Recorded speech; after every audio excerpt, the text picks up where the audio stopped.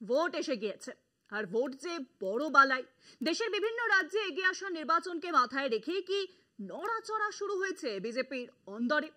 সেরকমটাই তো যে মনে হচ্ছে, কেননা দিনকে দিন টালবাহানার পর নতুন রাজ্য সভাপতি পেয়েছে বঙ্গ বিজেপি।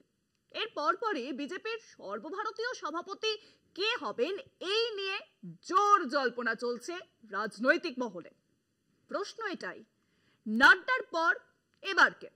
এই প্রশ্নের উত্তর পেতে বৈঠকে বসছে আরএসএসও। সূত্রের খবর, যোগ্য সভাপতি পাওয়ার জন্য রদবদল হতে পারে কেন্দ্রীয় মন্ত্রিসভাতেও। দীর্ঘদিনের চর্চার অবসান ঘটিয়ে বঙ্গ বিজেপি নতুন সভাপতি পেয়ে গিয়েছে। এবার জাতীয় স্তরে নাড্ডার উত্তরসূরি কে হবেন তা নিয়ে জোর জল্পনা রাজনৈতিক মহলে। 1925 সালের বিজয়া দশমীর দিন সংঘের প্রতিষ্ঠা হয়। চলতি বছরেই সংঘের শতবর্ষ। তাই এবার বিজেপির সর্বভারতীয় সভাপতির চেয়ারে কে বসবেন তা অনেকটাই নির্ভর করবে আরএসএস এর ছাড়পত্রের ওপর। শুক্রবার থেকে দিল্লিতে শুরু হয়েছে সংঘের 3 দিনের বিশেষ অধিবেশন। সেখানেই সর্বভারতীয় সভাপতির নাম চূড়ান্ত হয়ে যাবে বলে জানা গিয়েছে। পরবর্তী সভাপতি হিসেবে সংঘ কাকে চাইছে তা এখনো স্পষ্ট নয়।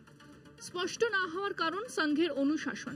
জানা গিয়েছে স্রেফ রাজনৈতিক চমক নয়, সংগঠন আরো শক্তিশালী করতে পারবেন এমন কাউকেই জেপি নাড্ডার উত্তরসূরি হিসেবে চাইছে সংঘ। এদিকে রাষ্ট্রীয় স্বয়ংসেবক সংঘের প্রান্ত প্রচারক বৈঠক শুরু হয়েছে শুক্রবার 4 জুলাই, চলবে 6 তারিখ পর্যন্ত। দিল্লিতে আরএসএস এর কেশবকুঞ্জে বসেছে এই বৈঠক। আগামী দিনে সংঘ কোন পথে চলবে তা ঠিক করতেই এই বৈঠক। অনুমান করা হচ্ছে সাংগঠনিক রদবদল নিয়ে বিজেপির শীর্ষ নেতৃত্বের সঙ্গে কথা বলবেন মোহন ভাগবত সহ শীর্ষ সংঘ কর্তারা। সূত্রে খবর, সাংগঠনিক রদবদল করতে কেন্দ্রীয় মন্ত্রিসভায় রদবদলে আপত্তি নেই বিজেপি এবং সংঘের। দিল্লিতে সংঘের প্রান্ত প্রচারকদের যে অধিবেশন চলছে সেখানে শীর্ষ নেতাদের আমন্ত্রণ জানানো হয়েছে। অধিবেশন চলাকালীনই পরবর্তী সর্বভারতীয় সভাপতির নাম চূড়ান্ত হয়ে যাবে। দলের জাতীয় সাধারণ সম্পাদক পদেও বেশ কিছু নতুন মুখ আসতে পারে বলে সূত্রের খবর। কলকাতা টিভি।